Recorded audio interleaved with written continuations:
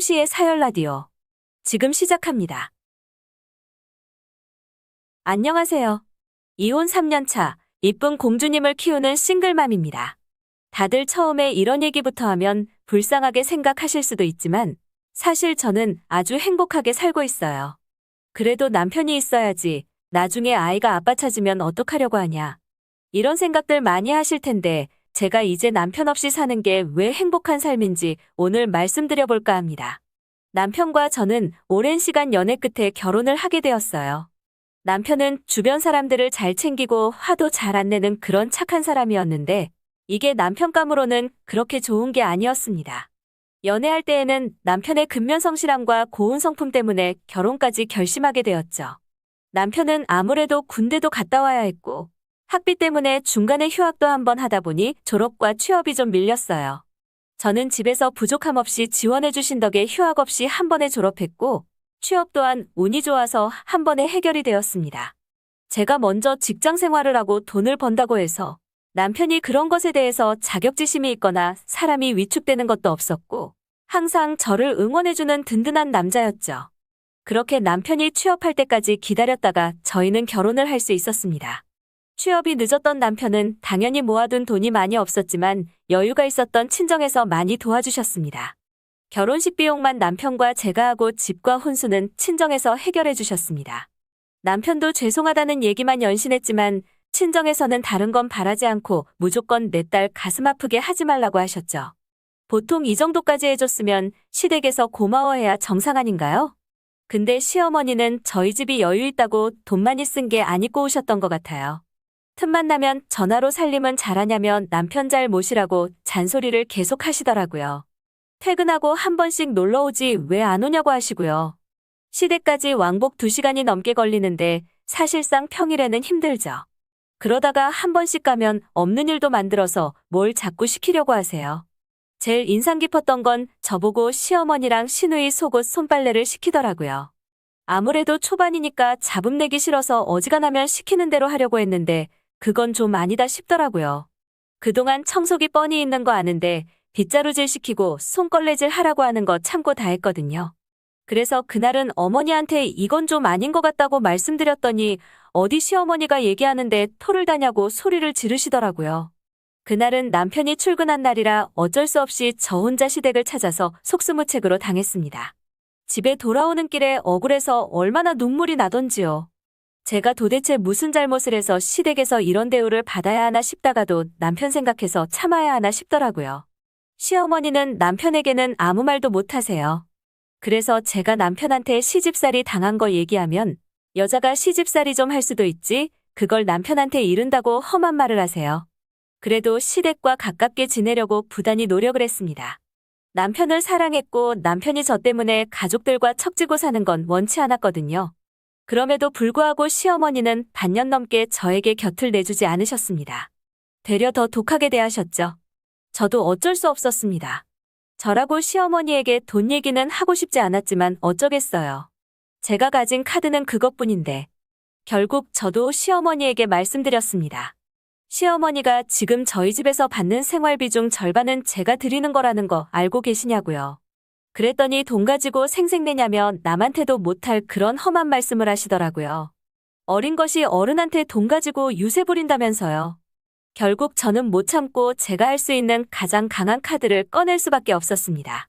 시어머니에게 자꾸 이렇게 못 살게 구시면 내가 어머님의 어떤 부분을 보고 생활비를 지원해 드릴 수 있겠냐고요. 저도 돈이 흘러넘쳐서 도와드리는 거 아니다. 이제 아이 생기면 나도 이리저리 돈 엄청 들어가는데 그래도 사랑하는 남편의 어머니이니까 고생하지 말라고 도와드리는 거지. 이렇게 저 힘들게 하면 못 도와드린다고요. 시어머니가 당황해서 돈 가지고 그런다고 치사하다고 뭐라고 하시는데 시누이도 옆에서 우리 집 부족하다고 지금 무시하는 거냐며 말이 너무 심한 거 아니냐는데 어이가 없더라고요. 저도 어쩔 수 없었습니다.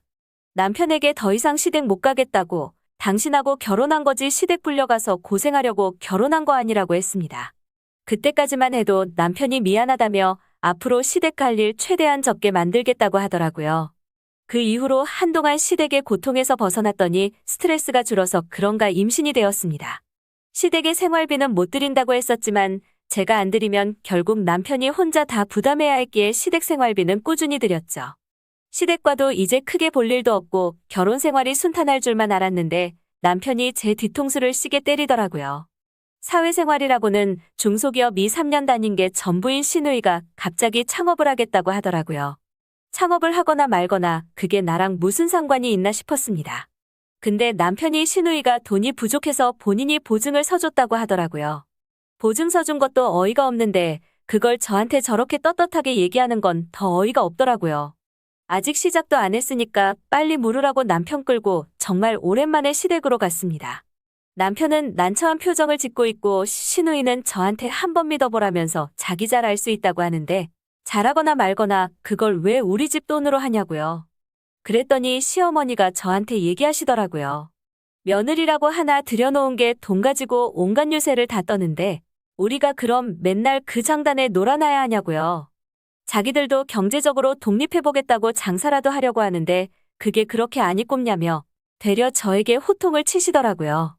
아니 창업을 하던 배달을 하던 신경 안 쓰는데 그걸 왜 제 남편한테 보증을 세우냐고 따졌습니다. 그랬더니 시어머니가 보증 서주는 게 뭐가 문제냐고 다 정상적으로 상환하면 되는 거 아니냐고 큰 소리를 치시더라고요. 그래서 저도 얘기했죠. 장사가 그렇게 쉬우면 개나 소나 다 장사하지 왜 안 하겠냐고요. 시어머니는 지금 우리가 개나 소만도 못하다는 거냐며 또 소리를 지르는데 논리라고는 하나도 없고 정말 이게 뭐하는 짓인가 싶더라고요. 그래서 남편에게 얘기했습니다. 보증 못 물으면 이혼이라고요. 내가 생활비까지 대주고 욕먹는 건 참아도 보증은 못 참는다고요.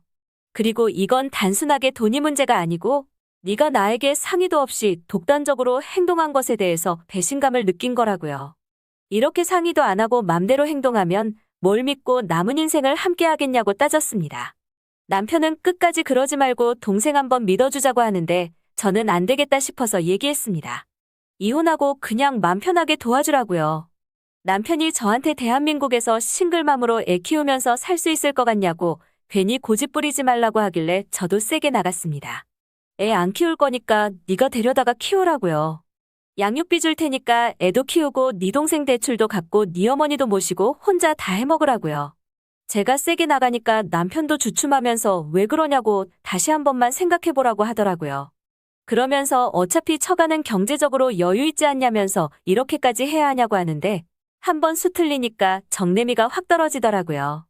우리 친정이 여유 있는 게 우리 부모님 돈이지 내 돈이냐고. 그리고 내 돈이어도 난 도와줄 생각 없다고. 그동안 날 그렇게 괴롭혀놓고 이제 와서 내가 뭐가 이쁘다고 돈을 빌려주냐고.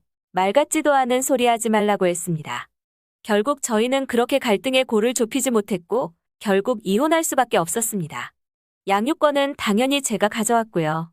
남편은 처음 몇 달은 꼬박꼬박 양육비를 입금했는데 몇 달 지나니까 바로 밀리더라고요. 얼굴도 못 봤다고 자기 새끼 아니라는 건가 싶었습니다. 양육비 왜 입금 안 하냐고 연락할까 말까 고민하다가 받을 건 받아야겠다 싶어서 연락했습니다. 출산은 잘했는지 아이는 어떤지 이런 건 묻지도 않더라고요. 그저 미안하다고만 하더라고요. 제 말을 잘 들었어야 한다면서요. 창업하겠다던 시누이는 인테리어 공사 단계에서 사기당하고 결국 오픈 전에 이금융까지 손을 뻗었다고 하더라고요. 더 들어봐야 매달리고 앓는 소리만 할 것 같아서 됐으니까 입금이나 하라고 얘기하고 전화를 끊었습니다. 그리고 얼마 지나지 않아서 시모에게서 연락이 왔습니다. 손주를 얻어놓고 조부모한테 인사도 안 시키냐고. 그게 어디 법도냐면서 못 배워 먹었다고 그런 걸 잘 가르쳤어야 했다면서 혀를 차시더라고요. 전 시모에게 얘기했습니다. 지금 상황 파악 제대로 안 되시냐고요. 당신 아들 귀책으로 이혼해서 양육권 뺏긴 거라 당신은 우리 애 볼 자격이 눈꼽만큼도 없다고요. 그랬더니 시어머니께서 저한테 어디 어른한테 자격을 따지냐며 험한 말을 하시는데 저는 시어머니한테 욕을 하도 많이 먹어서 정말 오래 살 거예요. 시어머니가 전화한 요지는 결국 돈이었습니다. 손주 안 보여줄 거면 돈이라도 달라고 하더라고요. 저는 당연히 돈 줄 생각도 없었고 연락받는 것도 불쾌해서 얘기했죠. 시종일관 나를 돈 많은 호구 정도 생각하나 본데 이제 우리 아무 사이도 아니고 그냥 남남이라고요. 한마디만 더 나한테 험한 말하면 그때는 형사고소하겠다고요. 결국 시어머니도 그때 이후로는 연락이 없더라고요. 사실 양육비야 없어도 그만이지만 그 돈은 우리 아이 앞으로 다 모아주고 있습니다. 혹시 모를 미래를 위해 아이에게 비상금 만들어준다 생각하려고요.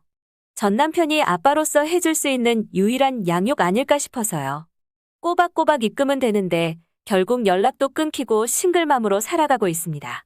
아주 가끔은 싱글맘이라고 저를 바라보는 따가운 시선들이 느껴지지만 미래도 없이 시댁에서 옹기종기 시누이가 싼똥 치우면서 살 생각하면 정말 끔찍하네요.